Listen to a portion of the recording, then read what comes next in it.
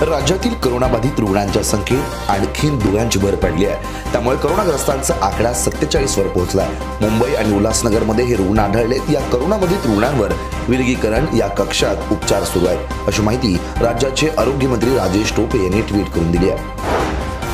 जगभरात कोरोना व्हायरसने थैमान घातलाय। भारतातही कोरोनाचे अनेक रुग्ण आढळले आहेत, तसंच 3 रुग्णांचा मृत्यू झाला। त्यामुळे भारत भीतीच्या छायेत आहे।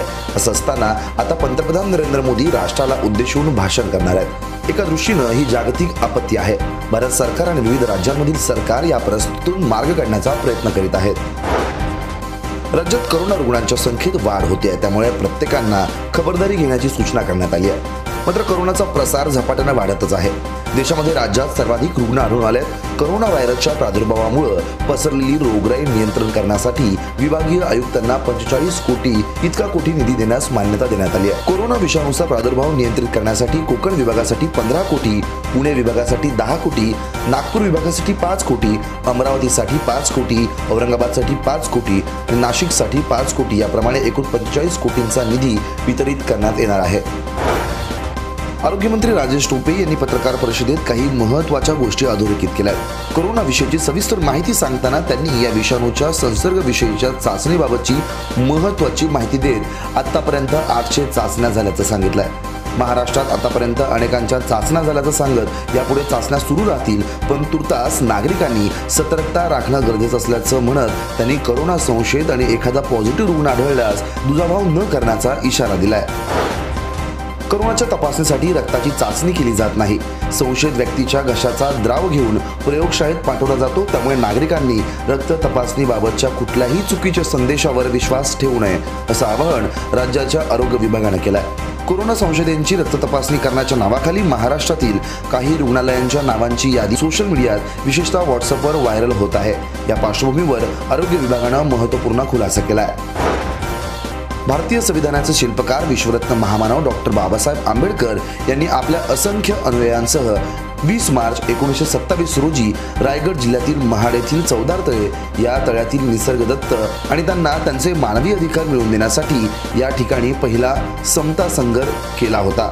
या ऐतिहासिक चौदार तळे क्रांती दिनाला 20 मार्च 2020 रोजी 94 वर्ष पूर्ण होत आहेत। परंतु सध्या संपूर्ण जगभरात आणि भारत देशात सध्या पसरलेल्या कोरोना या साथीच्या महाभयंकर आजारामुळे शासनाने राज्यातील सर्व शासकीय कार्यक्रम रद्द केले आहेत।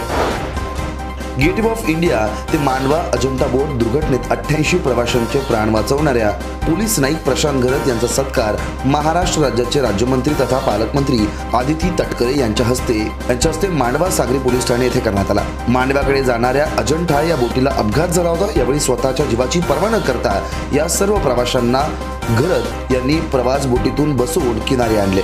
प्रशांत घरत यांच्या समय सुचकतेमुळे बोटीतील 88 प्रवाशांचे प्राण वाचले।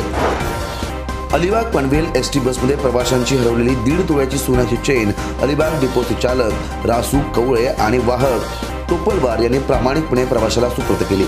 चालक आणि वाहक यांच्या प्रामाणिकपणामुळे त्यांचे सर्व स्तरातून अभिनंदन केले जाते। अजोगो अब्दुल्ला पठाण असं प्रवाशांचं नाव असून त्यांनीही चालक आणि वाहक यांचे आभार मानले। कोरेगाव भीमा येथील दंगल ही सुनियोजित होती, ही राष्ट्रवादी काँग्रेस पक्षाची पहिल्यापासून भूमिका आहे। त्यामुळे यापूर्वीच पक्षाध्यक्ष शरद पवार यांनी आपल्या लेखी प्रतिज्ञापत्राच्या माध्यमातून म्हणणं मांडलंय। शिवाय चौकशी आयोगाने पवारांकडे वेळ मागितली होती। त्यानुसार येत्या 4 एप्रिलला शरद पवार हे आयोगासमोर येऊन साक्ष देतील, असे राष्ट्रवादीचे राष्ट्रीय प्रवक्ते आणि राज्याचे अल्पसंख्याक मंत्री नवाब मलिक यांनी स्पष्ट केलं आहे। कोरोना व्हायरसमुळे मागच्या काही दिवसांपासून शेअर बाजार सातत्याने कोसळतोय। बुधवारी सुद्धा ही घसरण कायम राहिली। मुंबई शेअर बाजाराचा निर्देशांक बुधवार तब्बल 1700 पेक्षा जास्त अंकांनी कोसळला। 28,870 अंकावर मुंबई शेअर बाजाराचा निर्देशांक बंद झाला।